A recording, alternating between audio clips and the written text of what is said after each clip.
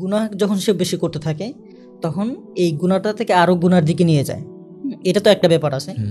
আবার এই জন্যই হচ্ছে ধরেন ওই যে বেশিরভাগ মানুষ মানে বলতে থাকে যে আমি এখন মানে আসলে প্রস্তুত না, আমার আর একটু সময় নিতে হবে, আমি এখন এই মুহূর্তে আসলে ইসলাম প্র্যাকটিস করতে পারতেছি না। তো এটা ওই গুনাহের কারণেই প্রথমত হয়। আর দ্বিতীয়ত হচ্ছে যে পুরো ম্যানকাইন্ডের, পুরো মানব জাতির যে সোর্ন এনিমি শয়তান, সে তো আমাদের সৃষ্টির একেবারে সূচনা লগ্ন থেকেই আল্লাহ তাআলার কাছে ওয়াদাবদ্ধ হয়েছে যে আমি তাদেরকে মানে আপনার আনুগত্য থেকে, আপনার আদেশ যেন তারা না মানে, আমি যেরকম অবাধ্য হয়েছি আপনার, এরকম তাদেরকে অবাধ্য বানাবো, পথভ্রষ্ট করবো, ওয়াদা করেছিল। যে আল্লাহ রাব্বুল আলামিন কোরআনে বলেন যে ক্বালা রাব্বি বিমা আগওয়াইতানি লা উযায়্যিনান্না লাহুম ফিল আরদি ওয়া লা উগওয়িয়ান্নাহুম আজমাইন। যেহেতু আমাকে মানে আমি বিভ্রান্ত হয়েছি বা আমাকে আপনি বিভ্রান্ত করেছেন, ভ্রান্ত পথে ঠেলে দিয়েছেন, সেই কারণে আপনার বান্দাদের সামনে আপনার অবাধ্যতার যে কাজগুলো আছে এগুলোকে আমি সুন্দরভাবে তাদের সামনে শো করব, প্রেজেন্ট করব। আবার একই সাথে মানে আমি যেভাবে বিভ্রান্ত হয়েছি আমি তাদেরকে এভাবে বিভ্রান্ত করব।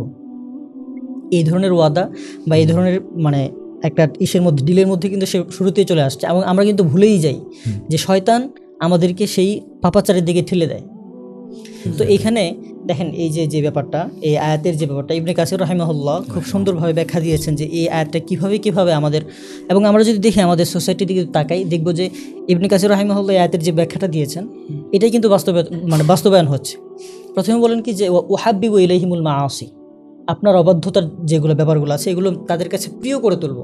এখন আমরা যদি দেখি ধরেন মিউজিক থেকে মিডিয়া আমাদের কাছে প্রিয়, গান, নাচ গান প্রিয়, পর্ন, তারপরে হচ্ছে মিউজিক, তারপরে বিভিন্ন বিষয়ে অ্যাডিকশন, পর্নোগ্রাফি, সব কিছু, এই সবগুলো মানে আমাদের কাছে কিভাবে আসছে প্রিয়ভাবে, আমাদের করতে ভালো লাগতেছে, পজিটিভলি করতেছে, এইভাবেই শয়তান আমাদের কাছে প্রেজেন্ট করতেছে। এবং বিশাল একটা জনসংখ্যা মানুষ তারা কি করতেছে আমাদের এগুলোর প্রতি উদ্বুদ্ধ করতেছে। এবং এই ইবনে কাসির রাহিমাহুল্লাহ ওরাগিবুহুম ফিহা, তাদেরকে আমি কী করবো সেখানে উদ্বুদ্ধ করব, ও আউজুহুম ইলাইহা, এবং তাদেরকে আমি কুমন্ত্রণা দিব। এবং লাস্টে গিয়ে বলেন যে ওয়া উযআইজুহুম ইযা আজা, এবং তাদেরকে আমি কি করব একেবারে উত্তেজিত করে তুলব যাতে করে আল্লাহ তাআলার অবাধ্যতা মানে করে মানুষ।